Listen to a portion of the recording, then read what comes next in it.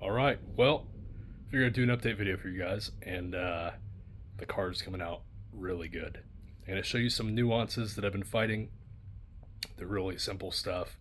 It's just like when you go and you add heat shielding and powder coating and you do all these final small touches, sometimes it gives you a new perspective on how to make things better. I'm going to show you what I mean. All right, so, beautiful car.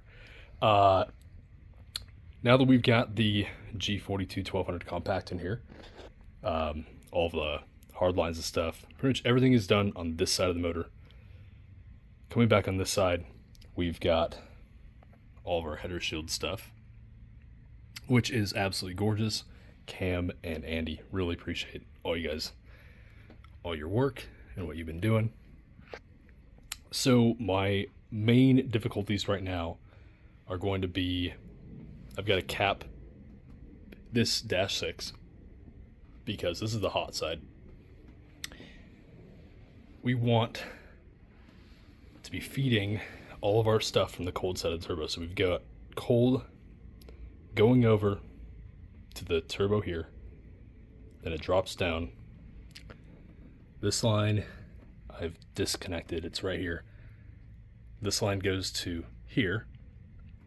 Then this comes back around, goes to the bottom of this wastegate. Getting that fitting on is definitely going to be difficult for that line to that wastegate. And then you get that wastegate up to the rear iron.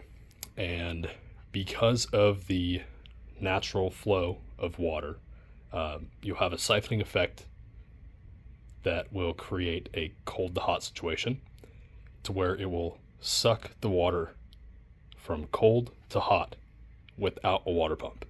That's just natural siphoning effect. I prioritize the turbo because that's the number one priority. Wastegates can handle a lot more temperature than the center housing of this for wanting the most efficient possible operation. On the turbo, you're going to see speed sensor. Underneath right here is my drive-by wire. So that's this guy right here, which I'm going to detail today. That 4-bolt configuration goes underneath. There's a dump tube that goes to atmosphere for the blow-off valve, essentially, of anti-surge.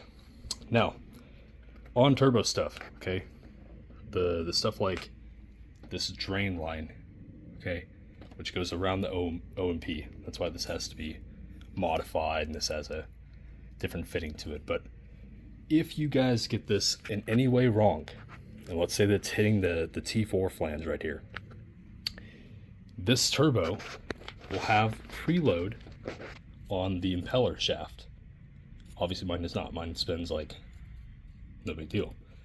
But if you were to have the center housing tweaked just the tiniest bit by any sort of fitting hitting on the turbine housing, the mass of this compared to the mass of the center housing, it's like a pistol versus a bullet. So you have a huge mass here and you have barely any mass here. So a tiny thing like a fitting can easily offset and stall your turbo. And it's going to wear it out. It's going to essentially have a turbo, instead of lasting 100,000 miles for a turbo, it'll last 20,000 miles, 10,000 miles, 5,000 miles, depending on how far off you are axially. And it will actually bend that shaft. So let's say you were to two-step, whatever, get things hot, and you had the center housing loosened or tweaked against something, it could actually bend that eccentric, or bend the turbo towards inoperable. Now, I spend a lot of time in the planning phase of this stuff. I love showcasing you guys what I think is a good plumbing operation, because I think that's something that most of these like SEMA PRI builds are usually lacking in. So PRI less so than SEMA, of course, but this is just something that you guys should be considering, because when you do this stuff, things get hot. Things may be hard to service or whatever it is. I would much rather take hours and hours and hours putting this thing together and having it all work the correct flow with custom stuff like this and custom stuff like this versus dealing with a situation where it might be easy to work on, but it's far less efficient during operation. Because think about it, this might look beautiful, but when you're driving, this shit's closed, you don't want to care about it, you want it to just work. And so if you make these systems work better while you're not paying attention to them, it's always going to work better. It doesn't matter open the engine bay or not, it's just, it needs to be operational and functional first.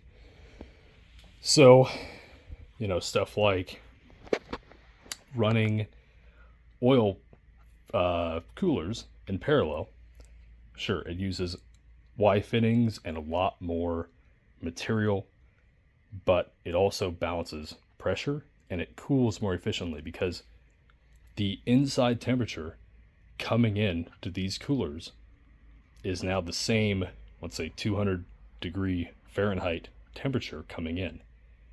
Now, if you do heat transfer classes or anything like that, you learn about this stuff, and I thought it was pretty simple, but if you have something really hot and then the other thing is medium temperature, then the medium one is having a less efficient heat transfer. It's not able to pull as much energy out of the system as two very hot ones could. The delta, so the change in temperature across the cooler from getting the hottest to once it's cooled, will be greater when you have a very hot going in both of these versus hot and then a lukewarm. So if you run them in series, it's much less efficient. I'm not going too many tangents. Water pump stuff, waiting on gaskets. This return line here is for the turbos.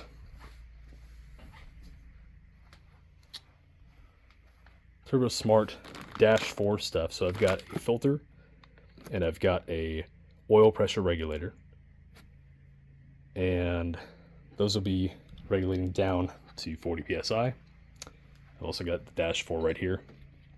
I'm gonna end up changing this hardware to a nice, sleek Allen head. There's no reason to have studs here. It's not worth it. So that way I can have a fitting go really nice and tight over to here, and that will be fed off of the oil. And it's going to have the regulator somewhere around here. Regulator is going to dump back into here, and that's going to go right here. So turbo oil feed will be done probably later today. You guys can see the catch can lines are going to be here. -10 going to my catch can is right there, and the other one's -10 is going to go right along with it. So I've got two -10s, one from the front, one from the middle iron. There's a hole here which I have the pin for, and it is, because it's been powder coated, you can assume maybe about 1/16 of an inch difference here. So this pin, what I'm going to do is take a belt sander. Look how it's so pretty. I want to keep looking at that. I'm going to take a belt sander, put a taper on this thing, so when I go to hammer it in, I can get past that initial powder coating thickness, and then it'll most likely break through the powder coat. Then this has to be capped.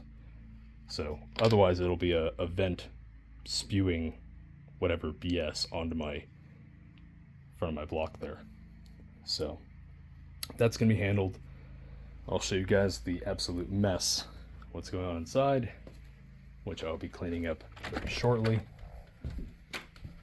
So we've got a powder coated bell housing here. The bell housing, I believe, is from Goopy or one of the others.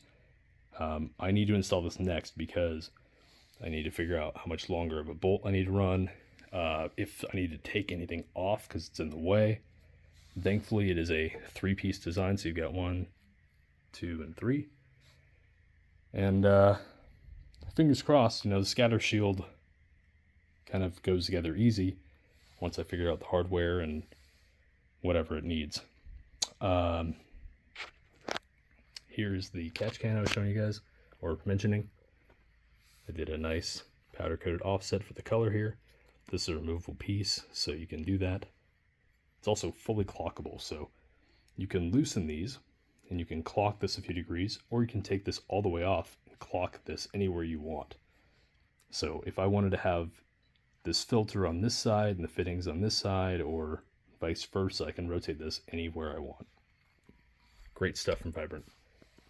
The secondary fuel rail looks like just glass. It's amazing. I am debating now, after seeing what's happened on the intake manifold, if I should just send this back out, have this machined for these inserts, which look like, I believe we got some right here.